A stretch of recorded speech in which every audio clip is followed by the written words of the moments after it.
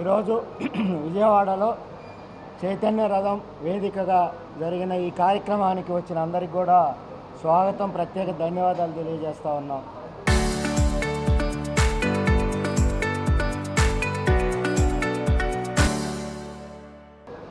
ప్రధానంగా చైతన్య రథం మిత్రులు ఆనాడు స్వర్గీయ వంగవీటి మోహన్ రంగా గారు, నేడు పవన్ కళ్యాణ్ గారు అనే ట్యాగ్ లైన్తో ఈ కార్యక్రమాన్ని ప్రారంభించారు.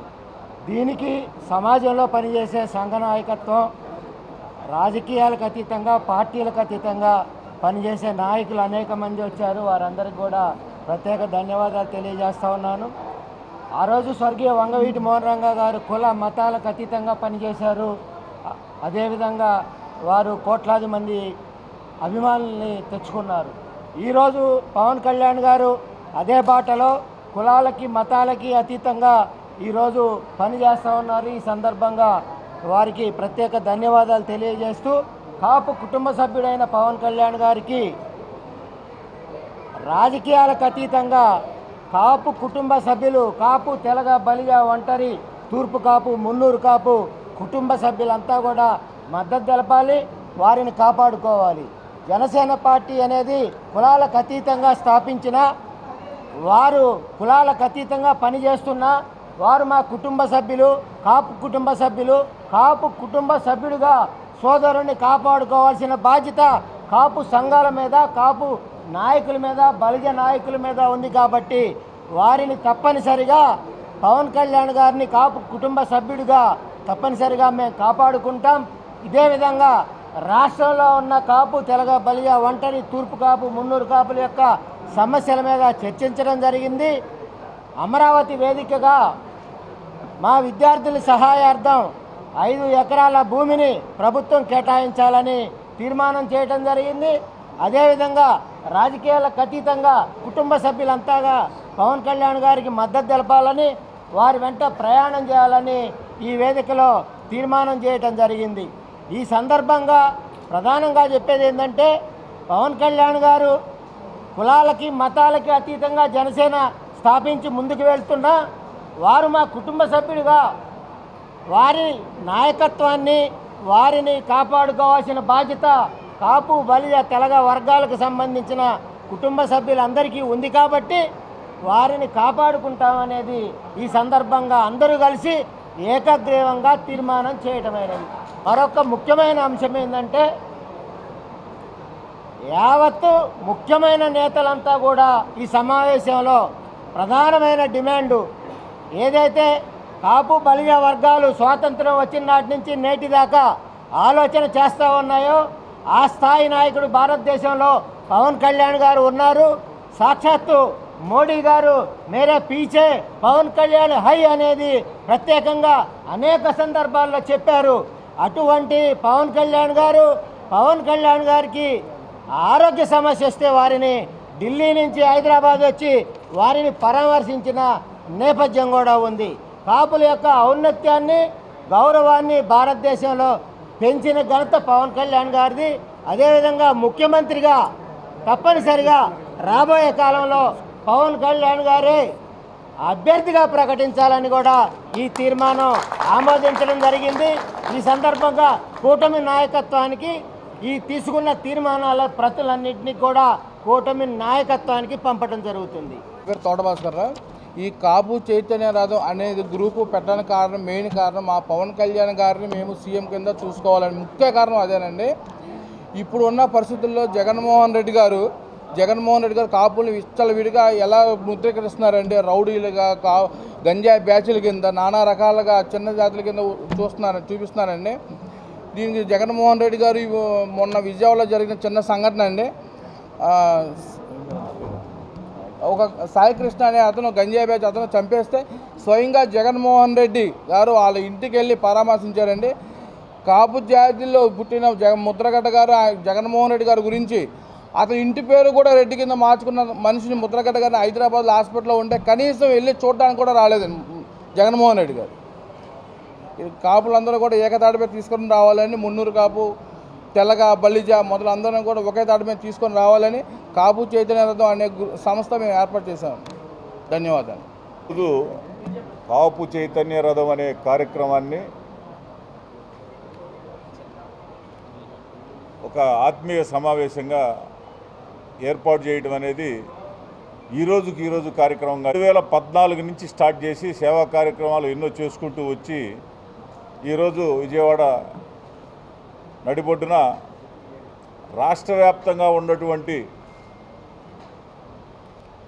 కాపు జాతికి సంబంధించిన అతిరథ మహారాజులందరూ కూడా ఈ కార్యక్రమానికి రావడం జరిగింది. దీనిలో ముఖ్య ఉద్దేశం ఏంటంటే ప్రతి వైసీపీ పార్టీ అవ్వచ్చు, తెలుగుదేశం పార్టీ అవ్వచ్చు, కాంగ్రెస్ అవ్వచ్చు, ఇతర పార్టీలన్నీ కూడా ఎలా అయితే రాజకీయం కోసం ఒక 100 సంవత్సరాలు మేమే పరిపాలించాలనే ఆలోచనతో రాజకీయం చేసుకుంటూ వచ్చే సందర్భంగా మా కాపు జాతికి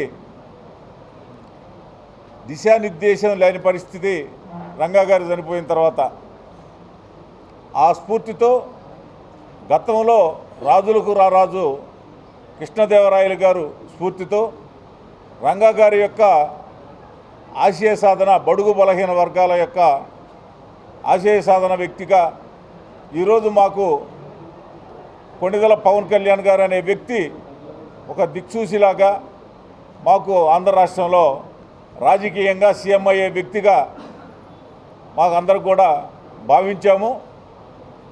కులమంతా కూడా ఆయన అంటే ఖచ్చితంగా ఉంటారు. ఆయన ఏ ఆలోచనతో అయితే కూటమి ప్రభుత్వాన్ని మోదీ గారు మెచ్చిన వ్యక్తి పవన్ కళ్యాణ్ గారు, ఆయన ఆశయ సాధన కోసం రాబోయే రోజుల్లో కాపుల యొక్క ఆశయాజ్యోతి ఆశయం కూడా కాపులు సీఎం కావాలనే కోరిక నెరవేర్చబోయే వ్యక్తి పవన్ కళ్యాణ్ అనే ఆలోచనతో బడుగు బలహీన వర్గాలని కలుపుకోయే వ్యక్తి పవన్ కళ్యాణ్ గారు అనే వ్యక్తి రాబోయే రోజుల్లో సీఎంగా కావాలనే ఆలోచనతో మొన్న కూటమి ప్రభుత్వానికి ఏ రకంగా అయితే సపోర్ట్ చేసి అందరూ ఏకతాటిగా కూటమి ప్రభుత్వాన్ని రావడానికి పనిచేశారో రాబోయే రోజుల్లో కూడా పవన్ కళ్యాణ్ గారు అంటే ఉండి ఆయన ఆశయాలు, ఆయన ఆలోచన ప్రకారం రాష్ట్రంలో అంతా కూడా మొన్న జరిగిన దానికంటే కూడా ఎక్కువ కృషితో ఎక్కువ రాబోయే దీంతో మేమంతా కూడా కలసకట్టుగా పోరాడతామని సభాముఖంగా తెలియపరుస్తూ సెలవు తీసుకుంటున్నాను. ఈరోజు విజయవాడ వేదికగా జరిగినటువంటి కాపు చైతన్య రథం పేరుతోటి ఇక్కడ సమావేశం అవడానికి ముఖ్యమైన కారణం ఏంటంటే తాజా రాజకీయ నేపథ్యంలో పవన్ కళ్యాణ్ గారికి మూకుమ్మడిగా మద్దతు తెలియజేసేటువంటి అంశం. ఎందుకంటే రాష్ట్రంలో తాజాగా జరిగినటువంటి కొన్ని రాజకీయ వ్యవహారాల్లో కాపుల్లో చీలిక అనేటువంటి ఒక ప్రచారాన్ని విస్తృతంగా తీసుకెళ్ళి నానా యాగి చేస్తున్నారు. అటువంటి ఆటలు కుదరవు. కాపు సామాజిక వర్గం ఎప్పుడూ వన్ సైడ్గానే ఉంటుంది. గతంలో 1989లో చూశారు, అలానే మొన్న 2024లో చూశారు. కాపులు మొత్తం ఏకతాటి మీద నడిస్తే ఫలితం ఏ విధంగా ఉంటుంది అనేది ఆంధ్రప్రదేశ్ రాష్ట్ర రాజకీయాల్లో ప్రకంపనలు రేపేటువంటి ఫలితాలు సాధ్యం. రాబోయేటువంటి పరిస్థితుల్లో రాష్ట్ర జాతీయ ప్రయోజనాలను దృష్టిలో ఉంచుకొని మరీ ప్రత్యేకించి దోపిడీకి గురైనటువంటి దౌర్జన్యపూరితమైనటువంటి గత ప్రభుత్వ చేష్టలను దృష్టిలో పెట్టుకున్నట్టయితే ఈ రాష్ట్రానికి పవన్ కళ్యాణ్ గారు లాంటి నాయకుడి అవసరం చాలా ఉంది.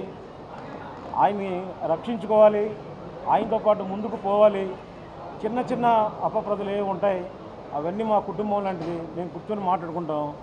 కానీ ప్రతిపక్షాలు ఊహించినట్లుగా కాపులు చీలిపోవటం, వర్గాలు అవ్వటం, ముఠాలు అవ్వటం ఎవరు ఉండరు. కేవలం నాయకులు మాత్రమే ఉంటారు. వాళ్ళతో సాధారణ ప్రజానీకం మొత్తం కూడా ఒకటే వాయిస్, అదే పవన్ కళ్యాణ్. ఈరోజు పరిస్థితి ఏంటంటే support Pawan Kalyan to support Andhra Pradesh అనేటువంటి కాన్సెప్ట్తో అందరం ముందుకు పోవాలని చెప్పని ఈరోజు జరిగినటువంటి సమావేశంలో అన్ని జిల్లాల నుంచి విచ్చేసినటువంటి కాపు సోదరుల సమక్షంలో